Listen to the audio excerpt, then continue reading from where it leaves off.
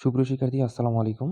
তোমরা যারা এইচএসসি ২৬ ব্যাচের শিক্ষার্থী রয়েছ, তোমাদের আজকে যে বিষয়টি নিয়ে আলোচনা করব, সেটি হলো আমাদের ম্যাথ ১ম এবং ২য় পত্রের তোমাদের যে বিষয়গুলো আছে, বিশেষ করে তোমাদের এ প্লাস পাওয়ার জন্য কোন অধ্যায় এই মুহূর্তে পড়া উচিত বা খুব দ্রুত সময়ের মধ্যে তোমরা কিভাবে এ প্লাস নিশ্চিত করতে পারো, এই বিষয়টি নিয়ে আমরা আলোচনা করব ইনশাআল্লাহ। তো দেখো, ১ম এ আমরা আসি ১ম পত্র। তো ১ম পত্রে আমাদের ২ টা বিভাগ আছে। কয়টা বিভাগ বলো তো? ২ টা বিভাগ। ১ম এ আমরা আসি ক বিভাগ নিয়ে। ক বিভাগ, তারপরে আসবো আমরা খ বিভাগ নিয়ে। ঠিক আছে?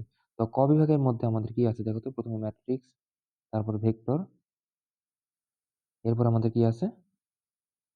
ম্যাট্রিক্স, ভেক্টর, তারপরে সরলরেখা, বৃত্ত, বিন্যাস সমাবেশ, ফাংশন ও লেখচিত্র এবং ২য় অংশে আমাদের আছে ত্রিকোণমিতি, ক্যালকুলাস, ত্রিকোণমিতি, অন্তরীকরণ এবং যোগজীকরণ।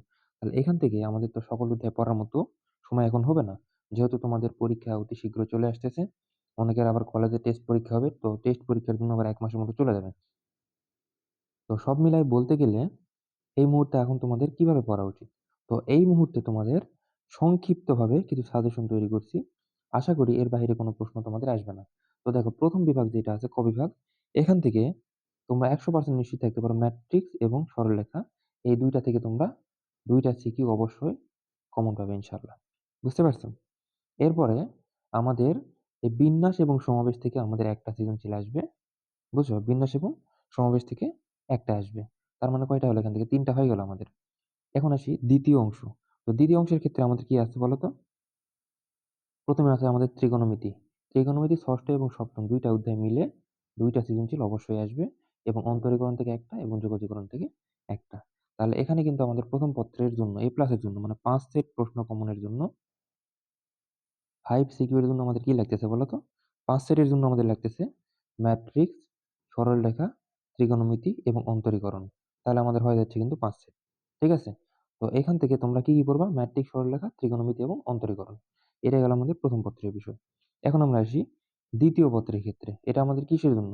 যারা ৫ সেট প্রশ্ন কমন পাইতে চাচ্ছ তাদের জন্য। আর যারা মনে করো যে হচ্ছে শুধুমাত্র পাস করতে চায়, তাহলে এই নিচে দেওয়া যেকোনো এই ৪ টি অধ্যায়ের মধ্যে যেকোনো ২ টি অধ্যায় তোমরা পড়লেই তোমাদের পাস মার্ক চলে আসবে। কথা কি বুঝাইতে পারছি? আশা করি বুঝতে পারছো। তাহলে দেখো, এখন আমরা কি করব? আচ্ছা দেখো, এখন আমরা আসি ২য় পত্র। তো ২য় পত্রের ক্ষেত্রে আমাদের কি করতে হবে? বা কিভাবে পড়লে আমরা ২য় পত্রেও এ প্লাস নিশ্চিত করতে পারবো বা ৫ টা সিকিউ কমন পাবো। তো ২য় পত্রের ক্ষেত্রেও আমাদের একই কথা। ১ম এ দেখো, আমি সুন্দর করে তোমাদের বিগত ১০ বছরের প্রশ্ন এনালাইসিস করে আমি এটা তৈরি করছি। আশা করি এর বাইরে কোনো প্রশ্ন আসবে না ইনশাআল্লাহ। তো দেখো, ১ম এ আমাদের জানতে হবে বিভাগ কয়টা? ২ টা। ক বিভাগ, খ বিভাগ। ক বিভাগে আছে বীজগণিত এবং ত্রিকোণমিতি। এখানে ত্রিকোণমিতি থেকে অবশ্যই একটা আসবে এবং বীজগণিত অংশ থেকে আমাদের দ্বিপদী বিস্তৃতি থেকেও একটা অবশ্যই আসবে। এরপরে থাকে বহুপদী এবং জটিল সংখ্যা মিলে ২ টা সৃজনশীল হওয়ার সম্ভাবনা রয়েছে। তবে বহুপদী থেকে একটি আসবে, এটা ১০০% নিশ্চিত।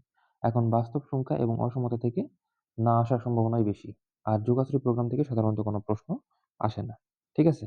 এখন আসি ২য় অংশে। ২য় অংশে প্রত্যেকটা অধ্যায় থেকে একটা করে সৃজনশীল আসবে। কণিক, স্থিতিবিদ্যা, সমতলে বস্তু কণার গতি এবং বিস্তার পরিমাপ এবং সমভাবনা।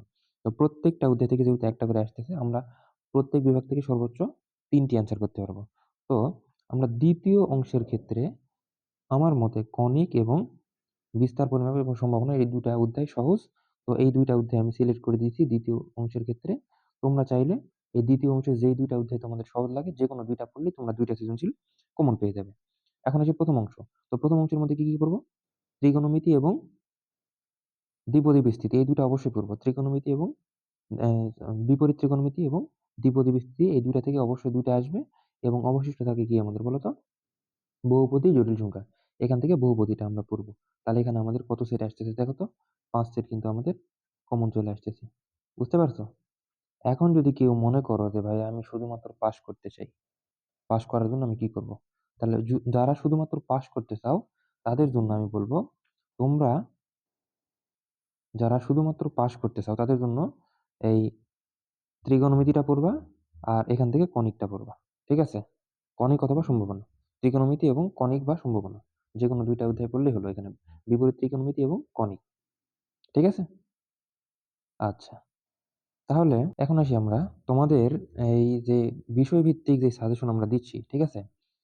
এর পাশাপাশি আমাদের অনলাইন ব্যাচ কিন্তু চলমান রয়েছে। অনলাইন এবং অফলাইন ব্যাচ। তোমরা চাইলে আমাদের সাথে অনলাইনে যুক্ত হইতে পারো। প্রত্যেকটা সাবজেক্টে এরকম সাজেশনস এবং বিষয়ভিত্তিক এবং অধ্যায় ভিত্তিক আমাদের কিছু ম্যাথ দেওয়া হবে। ম্যাথ, ফিজিক্স, আইসিটি সকল সাবজেক্টের ক্ষেত্রে। ঠিক আছে? তো প্রত্যেকটা সাবজেক্টে আমাদের সাজেশনস এর বাইরে কোন প্রশ্ন আসবে না ইনশাআল্লাহ। তোমরা চাইলে আমাদের সাথে অনলাইনে যুক্ত হইতে পারো।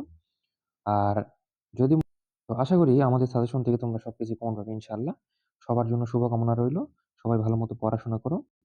আসসালামু আলাইকুম। আল্লাহ হাফেজ।